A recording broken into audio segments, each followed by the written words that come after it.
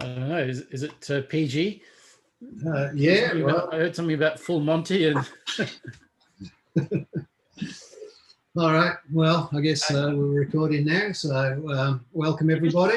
Everyone froze back there, Steve, except me. Is that my bandwidth or everyone else's? I think it might be yours. Mine was good, but we might get everybody to turn off their mics in a second, I guess, once we've stopped chatting. Okay, well, what have we got? All right, so I guess I've got some news, and not a lot. Let me just have a look. I just sort of did a quick round ZDNet, and this is what I came up with. Interesting thing. Okay, first of all, how to enable Chrome's new redesigned PDF reader.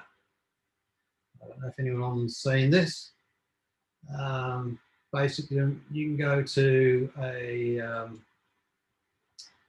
gives us the address to go to, flags, #PDF viewer update, and that'll look like something that looks like this. Can you see this page? I guess. Yep. And you just click on it and say it's enabled. And then when you download a PDF,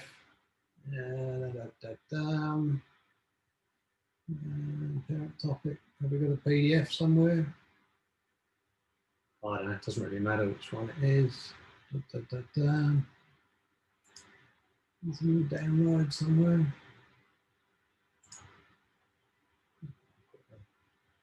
It's a bit of a shame, I'm on the wrong thing. Oh. Good on you, IBM. The long and the short of it is when you're looking for PDFs to download, you just can't find them.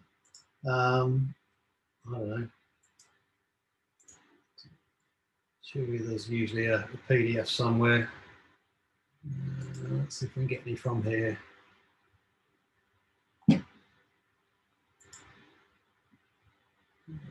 File systems. Right, let's have a look. Download. All right, so with the new viewer, you get this thing. So just like a real PDF viewer, which apparently Firefox already has. So. And it's still in experimental mode. And this bit doesn't seem to work. I checked this out on Windows as well. Not very exciting news, is it? This one I thought was probably worthwhile talking about. Botnets, looking for ENV files where people put environment variables, which are usually passwords and keys and things like that, which you certainly shouldn't have committed to any form of repository or even as a file distributed with your application. It's amazing how many times that does happen. Apparently there's a lot of people scanning GitHub and the other repositories for environment keys and things.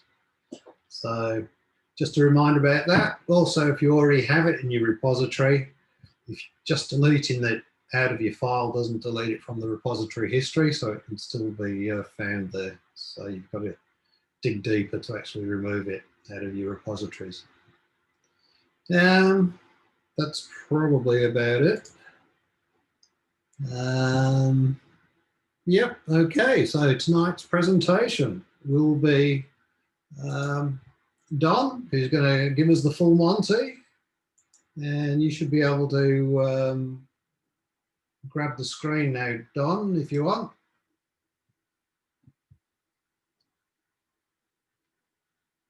Don? You're on mute. Not now, I'm not. Hang on. I can't see the host handover yet. Okay, try that. Who can share? All participants. Is it there? No. And the share screen drop down.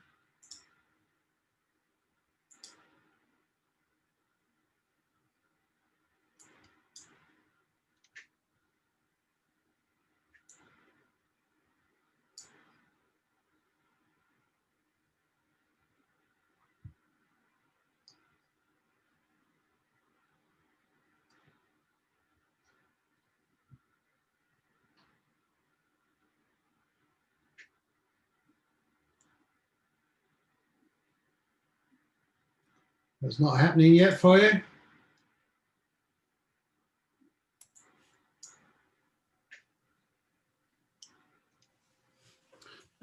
My share screen button is green, so I should. Oh, there we go. How's that? You should see the Yep, the night sky. screen. Okay. Alrighty. Let's find out where we are. I usually use WebEx, so I'll have to get back to the Zoom process. Just give me a minute. Down. Fire this up. And set that running. All right, can you see the title slide? Yes. Okay. We're in business. All right, now I deliberately kept the title fairly cryptic so that it would start you thinking about what it could possibly be about. And there are various options you might have had. Some of them were partially correct. We're not going to look at a stripped down Delphi, or especially not a Don. We know it's all Pascal code and some C. But in this presentation, we are going to be dealing with a paradox. Now, that would prompt another question. Does it mean the venerable BDE that we all know and love? I've developed many apps back in the day in Pascal and Delphi using Paradox and DBase 3+, but no, it's not going to be that kind of paradox. So the paradox is going to be the Monty Hall problem. Now, a little bit about the Monty Hall problem. We're going to find out who was Monty Hall. Some of you may have known about him and his problem, but we'll look at what his problem was, and we'll also look at what Delphi's got to do with the Monty Hall problem. This is Monty Hall. This was in about 1976. And as you can see, he's no longer with us. But this is his best publicity picture when he was at the peak of his game. He was basically a game show host. He was the Eddie Maguire of his day. And his brief bio is born in Canada. But note his name. That's not a terribly fetching name to have on, especially TV. He started hosting game shows on radio in Canada, where he was born, and he later moved to California, and he got onto television. Excuse me. And of course, the TV people changed his name to Monty Hall, rather than the mouthful that his real name was. But when the guy did the titles for his first show on television, they changed the E to a Y mistakenly, and so thereafter he became known as Monty TY instead of Monty TE, and Monty Hall. He produced the show that he was famous for in 1963. So he'd had a fair run in game shows on radio and on television. The sorts of shows you see, some of them you see these days, Eddie Maguire the various ones you see on SBS and ABC. There's a whole host of them. But he had a unique one, or was unique to him anyway, the way he produced it, called Let's Make a Deal. And it really does sound a lot like Eddie Maguire, but it's not. It ran not continuously, but had a few gaps, you know, 2, 3, 5 years at a time between that period. And after 1991, when it was its last run, he came back to reprise just one episode of Let's Make a Deal as part of the game show reunion week in 2008. And that went so well that CBS actually restarted the show, but with a different host. And they engaged Monty Hall as the creative consultant until he died in 2017. Now, I don't know if CBS is still running that show, but it's always been associated with Monty Hall because he had a unique take to it. So some context for what the show's about. Basically, like most quiz shows, you have a bunch of contestants and they work through various elimination rounds, standard quizzes or guessing games or whatever. And you finish up with one contestant at the end. And then Monty switches to his part of the sound stage where he's got his set and he has 3 doors in front of the contestant, 1, 2, and 3. One of the doors has a car behind it, a brand new car of the year, of that particular year that the show is running, a fairly expensive car. And the other 2 doors have something useless behind them. And with Monty Hall, it was nearly always goats, but it can be anything useless. Excuse me. I'll just have a squeak of raspberry cordial. And of course, the cars and the goats weren't actually behind the doors, they were images. With the cars, it was mostly a set of car keys. And the logic worked like this. First up, Monty always knows which door had the car behind it. So he knew that in advance. And he gets the player to choose a door, any door. And once the player's chosen the door, Monty does his Eddie Maguire thing and starts to have a chat with the player. You know, what are you going to do with a car if you win it? You know, you've got a partner, you've got children, you've got a job, you know, talk a bit about the job, all of that sort of palaver. And it depends on what particular mood Monty's in at the time. It also depends on whether the player's already chosen the door that's got the car behind it. So he'll then casually invite the player to change their mind and choose another door. Now, remember, there are 3 doors. All 3 doors remain closed, and the player may choose another door. He's quite entitled to that. And only Monty knows which door the car is behind.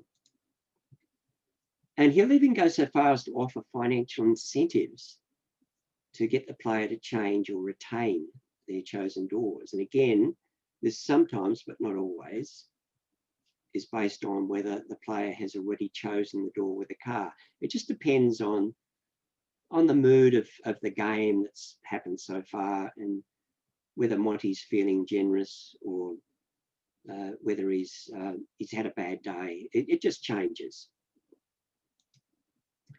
Then the big reveal, or not quite the big reveal, but he opens the one remaining door that hasn't been chosen. Remember, 3 doors. One door has the car, one door is chosen by the player, and that may or may not have the car behind it, and there is another door. So he opens the other door that obviously doesn't have the car.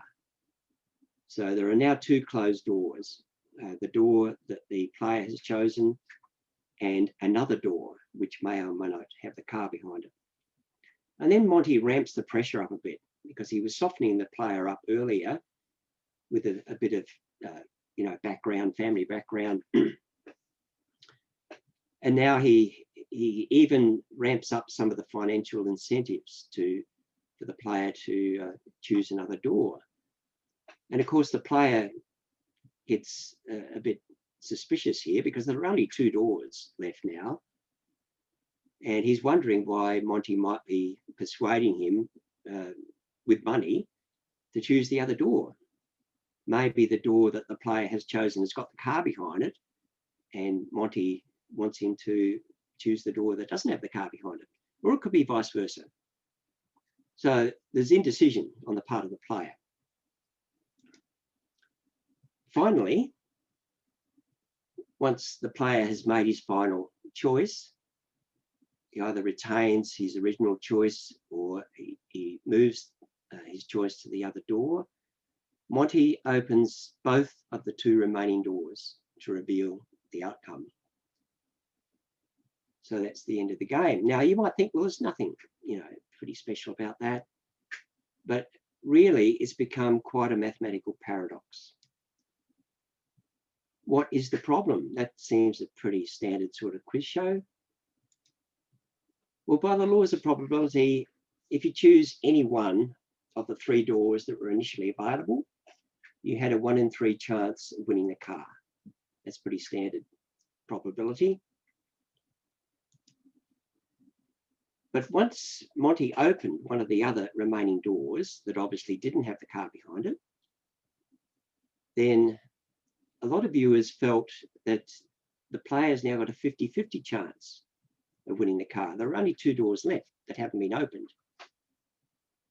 And that seems on the surface to be better than a 1 in 3 chance.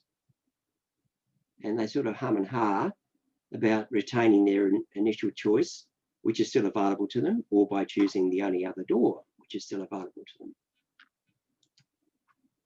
Now, back in the day when this was first presented, and this is going back quite a bit now, some of the mathematicians of the time even put together proofs in support of it being a 50-50 option now rather than the 1 in 3 option. But in actual fact, that wasn't correct, because the reality is the player's now got a 2 in 3 chance of getting the car if they change their choice. And that's counterintuitive and hence a paradox. So it's actually a paradox, and it has confused a lot of people, including earlier some mathematicians over the years, and there's still quite a bit of debate going on about it. So you might ask, how does Delphi come into this? Well, a bit of history. I developed this app back in 2010 in C# because I was running a maths class for first-year undergraduate students. And they weren't programming students, they were pure math students. And I was interested to show them some of the logic associated with probability and to see what they thought of the Monty Hall problem. And none of them had ever heard of it. These are students straight out of year 12. They weren't interested in the code, of course, but they were fascinated by the logic that was used to produce the empirical evidence that I mentioned. There is now a 2 in 3 chance right at the end, once the other door has been opened, that the car will be behind the other remaining door. And after they ran through the logic, and I gave them obviously logic diagrams, they were convinced. But initially, it was quite counterintuitive. And then later on, this year, in fact, I decided to rewrite this C# app in Delphi for a couple of reasons. Firstly, to do a presentation for this session, but secondly, the last app I wrote in Delphi prior to this was in 2010, when I started working with C# for the first time.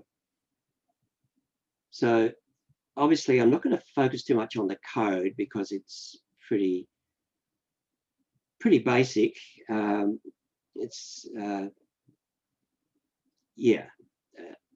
It took a bit of relearning on my part, but it's interesting. But we're going to look at the code. So that's how Delphi gets to go the full Monty. And I'll now cue the app if I can find it on my other screen. I'll just cancel this and we'll pull up this and we'll move this to the other screen. And this is the raw, I almost said visual component library, but that's the C# term. You know what I mean. This is the raw form. This is Monty in his show when he was presenting it. And I've got a message here about what happens when we choose either of these options. And here are the three doors. So we're going to model the Monty Hall problem in Delphi. The ignore Monty option means if you click that, excuse me, the player then chooses a door, and I've labeled the doors A, B, and C, although they're 1, 2, and 3 on the Monty Hall show, because I don't want to get confused with the 1, 2, and 3 choices that happen later on. Besides, it's easier to program with integer numerals than single characters. So ignoring Monty means that the player has chosen a door and is going to retain the choice, no matter what financial incentives Monty throws at him or her. And that means on inspection that whichever door the player chooses and then hits play, we're going to have a 1 in 3 chance of winning the car. So let's do that first up. I've got to remember the hotkeys for Delphi now. They're different to C#. And straight away it's gone back there. Oh, let's just do this. Running. My other screen, bring it over, boost it. Yeah, it won't be center screen, but at least you can see it a bit better. And it cuts the background out. We're going to ignore Monty, which means the player retains the selected door, whatever Monty throws at him or her. And let's say we choose door A. So the play button now comes into action. And I've set this up in a loop that I think from memory goes through 100,000 iterations. Yeah. And you can see it's roughly a 1 in 3 chance. And I've used the randomize option in Delphi, so you get completely random numbers, you don't get a repeatable set. So if I click door A again and play, you'll see you'll get different 33381 there, 33471. So it's truly random, and the probability is pretty close to 1 in 3. If I choose door B, then pretty much similar. Run it again, different result, but very close within the margin of error. And door C is pretty much the same.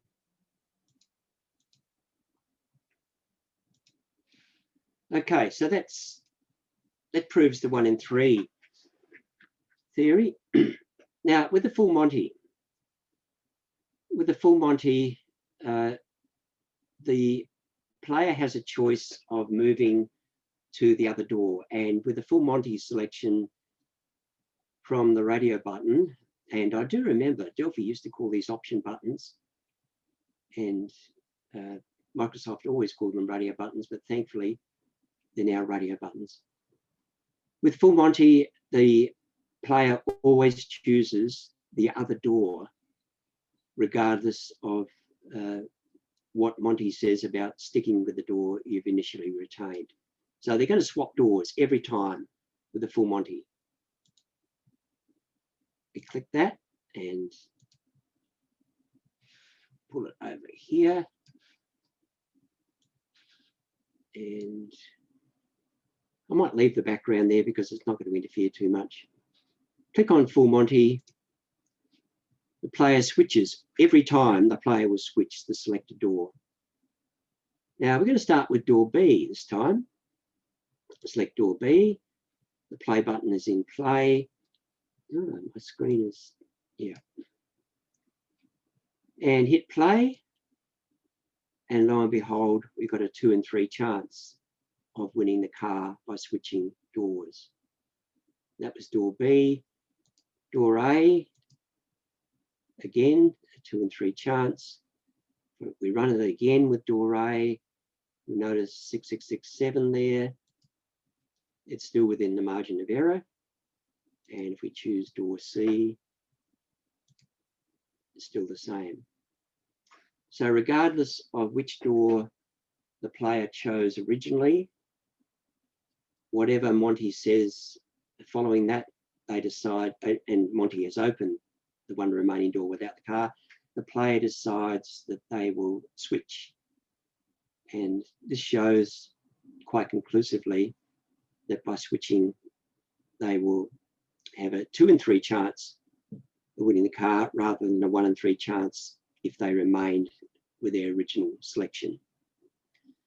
Now, for some of the students in some of the years, I had varying levels of students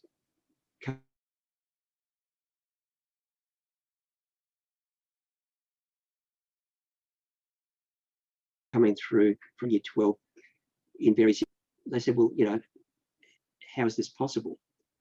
Well, if you upscale this, I mean, we've only got 3 doors here, and you have to imagine this because I haven't got an app for it.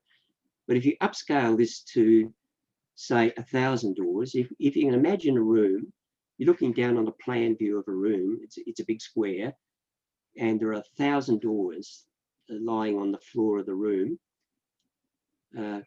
40 rows of 25 doors or whatever, and you've got 1,000 doors to choose from. Same game, same logic, same rules. And the player chooses a door, one of these 1,000 doors, and they choose door number 728 as their door. And of course, it's not open, but that's the door they've chosen.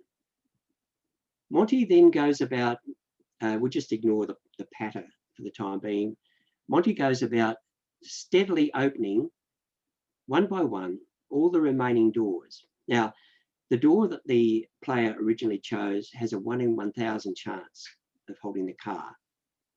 Monty then goes through all the other doors one by one, gradually opening them, except for door number 348.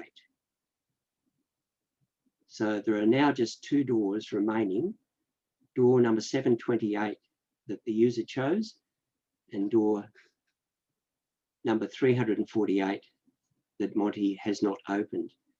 And you really have to ask, why did Monty not open that one door amongst all the 999 others? And of course, the reason is that that door has a 999 chance in 1,000 of having the car behind it. So I managed to convince my students with that upscaling that the logic really does work. If you shrink it down to 3 doors, it's a little unbelievable, unless you know the maths. But if you upscale it to 1,000 doors and that sort of example, it becomes a bit more believable. And in fact, it is believable. So let's go back to the slideshow. Where is it? It's over on my other screen.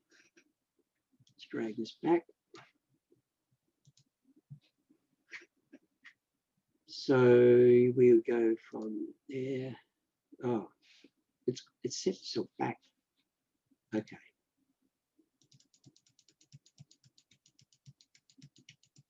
I've got another version of it running.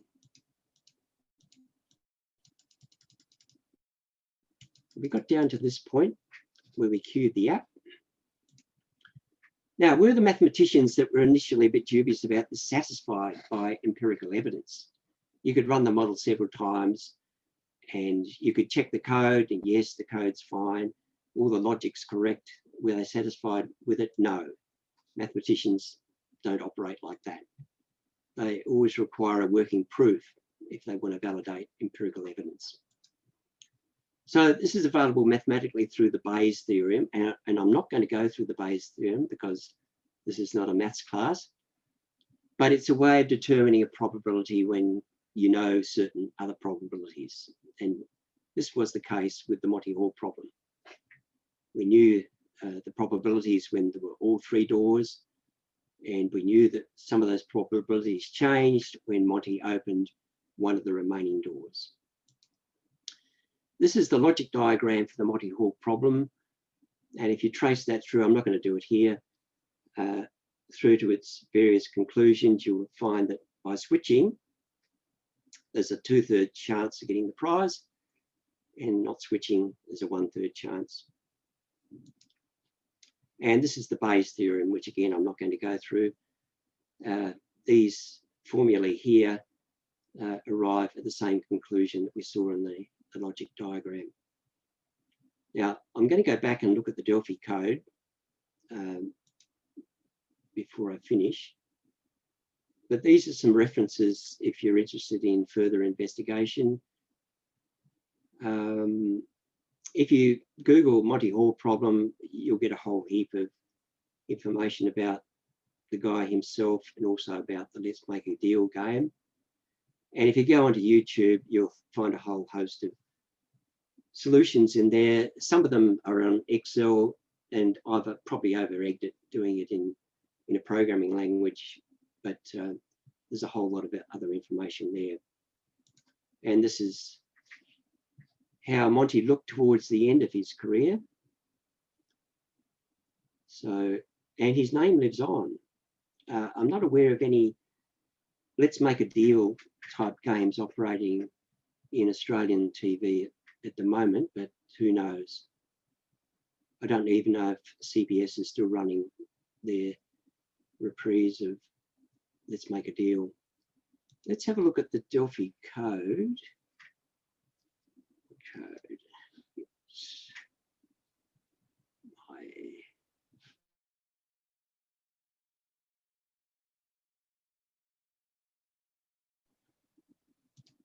Again, and bring this up. I'm slightly embarrassed by this, so I'm aware that I'm running this in front of some expert Delphi programmers, and I haven't really touched it for the last 10 years. There. Okay. And different hotkey for Delphi is F12. Yay. So it's purely procedural. That I could have had a function and pass parameters, but believe me, I was revisiting Delphi after a 10-year break. The interesting code is down here, where you click the play button and we're counting wins and losses.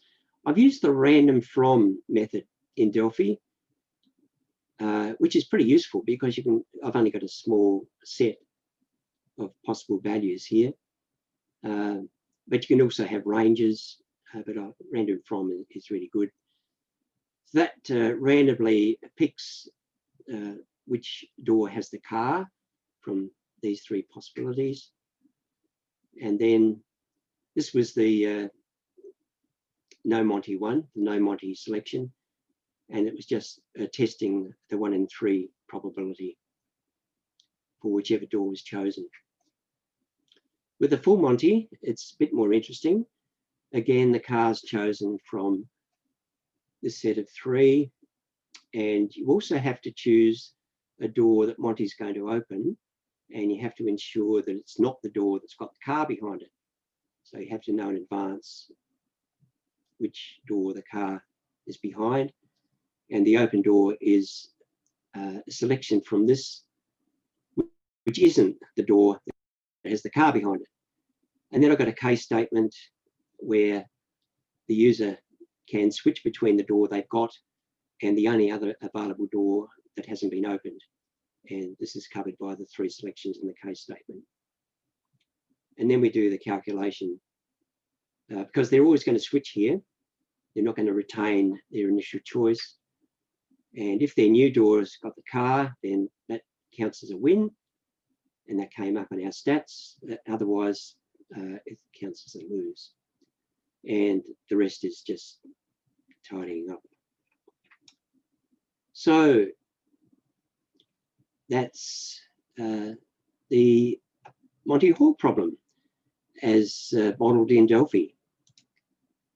Does anyone have any questions?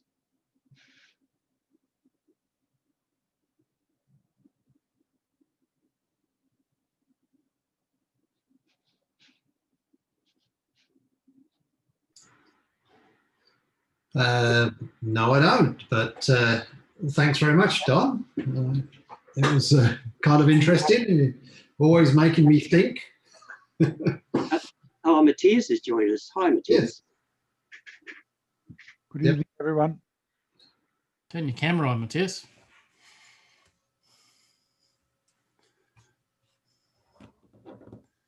Oh, there we go. There we go. Just wanted to make sure it was really you. Yes. Yeah. Don, a few months ago, you were doing you did a presentation on random numbers. Yep. How random is that random from function? Yeah, could that actually be impacting on the stats that you're generating there? Does it make a difference if you call randomize before you click the button, sort of, or at the start of the whole procedure? I should have pointed out in the code that randomize always fired up in form create. So regardless. Oh, okay. All right. Yeah. And I think I showed with when I was doing the 1 and 3 probability, didn't matter which door you chose. If I did repeated sets of just choosing the same door, it came up with slightly different probabilities, but within the margin of error. So they did seem to me to be truly random within the margin of error. Yeah. As long as you're calling randomize somewhere, that's fine. Yeah. No, randomize. Yeah, I should have pointed that out. That was in the form create event. Oh, that was a fun little problem.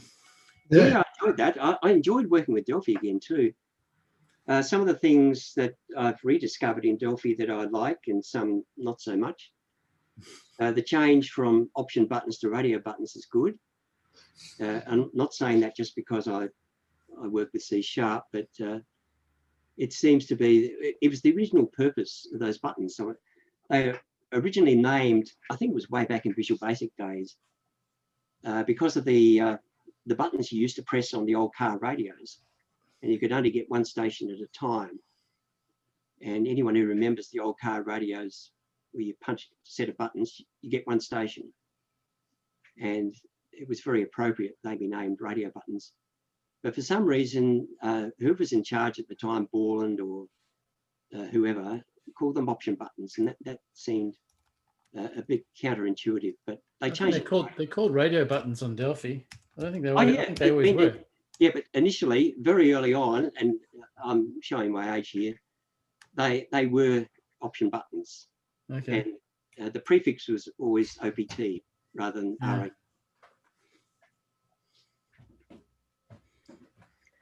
The other thing that I liked about Delphi was, well, the predictive methods and properties were good, just like C#. The early versions of Delphi I used, and I'm thinking back now to the last time I used it in 2010, were not quite so predictive, but then neither was C#. So that's been a definite improvement. I had to get used to begin and end again. And I had to get used to not putting a semicolon after the first branch in an if then else. Otherwise, it freezes the whole thing. But yeah, these things all came back to me while I was working, and yeah, it's rekindled my interest in Delphi. I've always been a lurker in Delphi, but I've never really had the time professionally to get back into it because I'm no longer a Delphi developer. I'm just a hobbyist, but I'm well and truly a C# professional. And it's interesting to switch back to something that you were familiar with for many years prior to 2010. But it's been a good experience. And what version of Delphi are you using now? I'm using Berlin 10.1. Oh, yeah. I stopped my subscription at that because I was basically only a hobbyist, and it was just getting too much. Couldn't you use the community edition? Sorry? Couldn't you use the community edition? Yeah, I did think of that, Matthias. I'm obviously using the community edition of C# for educational purposes, but I haven't really done any commercial development myself for years now. So Oh, perfect. Is there any problem with installing components? There were some trial editions or versions of Delphi where it was tricky to install components, and I don't have a need of running the community edition. Does anyone know if there's still a limitation on what you can do with installing components into the community edition? yeah, We all have a license, don't we? yeah. But I'm restarting for a fairly low base, Matthias. So I think I'll do baby steps for a while. But it's come back pretty quickly. I've got a lot of old Delphi code that unfortunately I lost when I moved house 3 years ago. It just got lost in the transition, I guess. And that's a pity because there was some pretty cool stuff in there. But it's really rekindled my interest So doing this. our major project is still in Delphi 10.32. So we're in the same boat like Vincent. He made a post on the mail list not so long ago that he hasn't moved to 10.4 yet, but smaller projects I've already migrated, and they're running okay because they don't have the complexity that you may have in Final Builder or elsewhere. But and in there, I'd say that the biggest improvement for me was that the squiggly lines are real squiggly lines. They don't turn up if they shouldn't turn up anymore. And that's because of the out of process analyzing the source code, right? So it's the same type of a process that does the compiling, that looks after your source code before. I've had quite a different experience there. Like I have moved to 10.4 for Final Builder 9 development, but I've turned off the language server thing and just gone back to the old code completion and just live with the red squiggly lines. Okay. Because the IntelliSense, the code completion and stuff just doesn't work with the language server stuff. And as hard as it is to navigate code in Delphi, the language server stuff has broken a lot of things for me. I've told them Embarcadero about it, so they knew about it even before 10.4 was released. So, but how did we'll have to wait 3 versions for them to fix that now, I suppose. Yeah, because I'm just in the process of migrating to 10.4.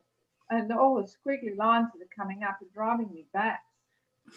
You can turn the language server thing off if you want. It just goes back to the old classic code completion or whatever it's called. Good. Steve, are we still recording? Yes, we are. Well, I better not be too hot on the things I don't like about Delphi if you're recording. It doesn't matter, Don. Oh, well. Not in an Australian Delphi user group, anyway. That's all right. I think we've got to the end of the presentation, so I'll stop recording now.